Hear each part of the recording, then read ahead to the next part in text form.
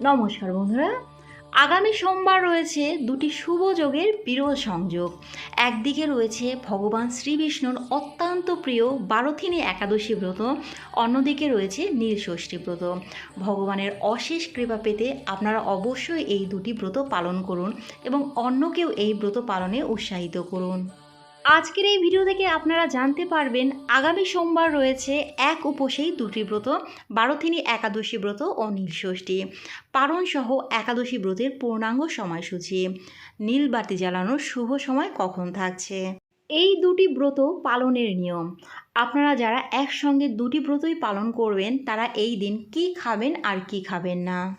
আজকে ভিডিওর এই গুরুত্বপূর্ণ বিষয়গুলো জানার জন্য ভিডিওটি সাথে থাকার অনুরোধ রইল। প্রথমেই আমরা জেনে নেব বারোথিনী একাদশীর পূর্ণাঙ্গ সময়সূচি। একাদশী তিথি শুরু হবে ইংরাজির 12ই এপ্রিল 2026 সাল, বাংলার 28শে চৈত্র 1432 বঙ্গাব্দ রবিবার রাত 9:32 থেকে। একাদশী তিথি থাকবে ইংরাজির 13ই এপ্রিল 2026 সাল, বাংলার 29শে চৈত্র 1432 বঙ্গাব্দ সোমবার রাত 9:39 পর্যন্ত। বারোথিনী একাদশী ব্রত পালিত হবে ইংরাজির 13ই এপ্রিল, বাংলার 29শে চৈত্র সোমবার।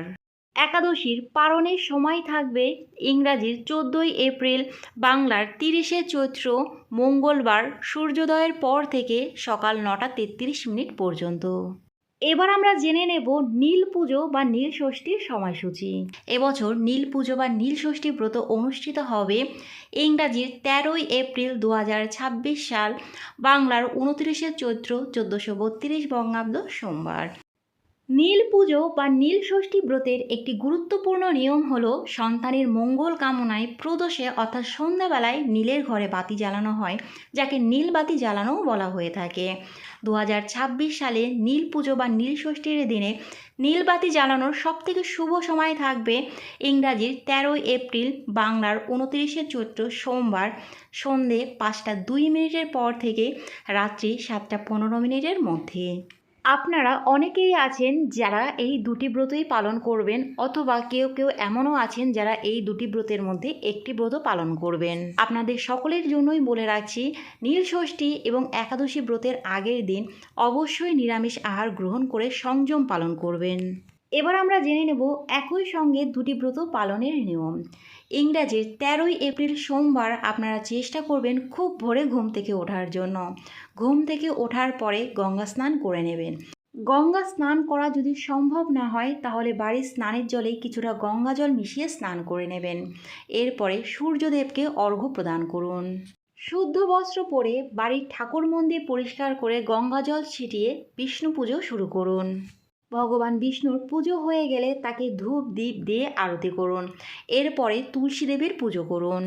একাদশীতে ইন্দ্রিয় সংযম, জপ, ধ্যান, শাস্ত্রপাঠ এবং তুলসীর সেবা অত্যন্ত পুণ্যময়। এরপরে আপনারা যারা সারাদিন উপবাস করে সন্ধ্যের সময় নীলষষ্ঠীর পুজো করবেন তারা করতে পারেন, কিন্তু অনেকেই আছেন যারা শারীরিক সমস্যার কারণে বা অন্য কোনো কারণে অতক্ষণ উপবাস থাকতে পারেন না। সেক্ষেত্রে তারা বিষ্ণু পুজো শেষেই আপনারা নীলষষ্ঠীর পুজো শুরু করুন। সন্ধ্যের সময় পুজো করুন বা সকালবেলা পুজো করুন, পুজোর নিয়ম কিন্তু একই। সোমবার বাবা ভোলানাথের বার হিসাবে পরিচিত এবছর নীলষষ্ঠীও পড়েছে সোমবার, যা এই দিনের গুরুত্বকে আরও বাড়িয়ে তুলেছে। বাড়িতে যারা নীলষষ্ঠীর পুজো করবেন তারা প্রথমেই হাতে গঙ্গা জল নিয়ে আচমন করে নেবেন নমো বিষ্ণু নমো বিষ্ণু নমো বিষ্ণু। এরপরে দেহ শুদ্ধির মন্ত্রটি বলবেন ওম অপবিত্র পবিত্র বা সর্বাবস্তং গতপিবা যশ্বরেত পুণ্ডরীকাক্ষং সবাহ্য অভ্যন্তর শুচি নমশুচি নমশুচি নমশুচি। এবার একটি পাত্র নিন। পাত্রটি হতে পারে পাথরের বা কাঁসার। এবার সাদা চন্দন সহযোগে একটি বেলপাতা পাত্রটির ওপরে রেখে তার ওপরে একে একে শিবলিঙ্গ, নন্দী মহারাজ, ত্রিশূল ও বাসুকীনাগ রাখুন। এবার ওম নমঃ শিবায় মন্ত্র পাঠ করতে করতে প্রথমে শুদ্ধ জল বা গঙ্গা জল দিয়ে অভিষেক করুন। তারপরে একে একে কাঁচা দুধ, ঘি, মধু, দই, শর্করা, কালো তিল, সিদ্ধি পাতা দিয়ে বাবার অভিষেক করুন। আবার শেষে গঙ্গা জল বা ডাবের জল দিয়ে অভিষেক করুন। শিব ঠাকুরকে একটি পৈতে নিবেদন করুন। বাবাকে আকন্দ ফুলের মালা বা অপরাজিত ফুলের মালা পরিয়ে দিন। এছাড়াও আকন্দ ফুল, অপরাজিত ফুল, ধুত্রা ফুল বা চাপা ফুল, বেলপাতা সহযোগে নিবেদন করুন। জল দিয়ে ভিজিয়ে সামান্য অখণ্ড আতপ চাল, যব, সবুজ মুগ, কালো তিল, সাদা সর্ষে প্রভৃতি নিবেদন করতে পারেন। মহাদেবের উদ্দেশ্যে বেলসহ 5 রকমের ফল ও মিষ্টান্ন নিবেদন করুন। মহাদেবকে সব কিছু নিবেদন করা হয়ে গেলে তারপরে আপনারা মা ষষ্ঠীর পুজো করুন। মা ষষ্ঠীর উদ্দেশ্যে লাল ফুল এবং কাঁচা আম নিবেদন করুন। পুজোর শেষে তেলের অথবা ঘিয়ের প্রদীপ, পঞ্চপ্রদীপ, কর্পূর ও ধূপ ধুনো দিয়ে আরতি করুন। 3 বার শঙ্খ বাজান। পুজোর শেষে নিজের মনস্কামনা জানিয়ে সন্তানের দীর্ঘায়ু ও সুখ সমৃদ্ধি বৃদ্ধির কামনা করে পুজোয় ভুল ত্রুটি ক্ষমা প্রার্থনা করে মহাদেবকে প্রণাম জানান।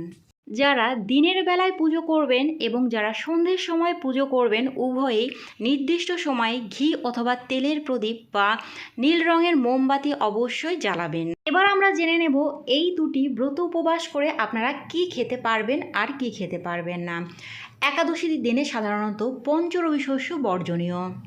যারা সম্পূর্ণ দিন নির্জলা উপবাস থাকতে না পারেন সেক্ষেত্রে তারা ফলমূল, দুধ, সাবু, দই প্রভৃতি খেতে পারবেন। তবে একাদশী ব্রতের দিন যেহেতু নীলষষ্ঠী পুজো পড়েছে তাই আপনারা নীলের পুজো করেই খাবেন। অনেকেই আছেন সকালবেলায় নীলের পুজো করেন, সেক্ষেত্রে তারা নীলের পুজো করার পরে তারপরে প্রসাদ মুখে দিয়ে উপোস ভঙ্গ করবেন। আবার এমনও অনেকে আছেন যারা সন্ধ্যের সময় নীলের পুজো করেন, সেক্ষেত্রে তারা সন্ধ্যেবেলায় পুজো করার পরে নীলের বাতি দিয়ে উপোস ভঙ্গ করবেন।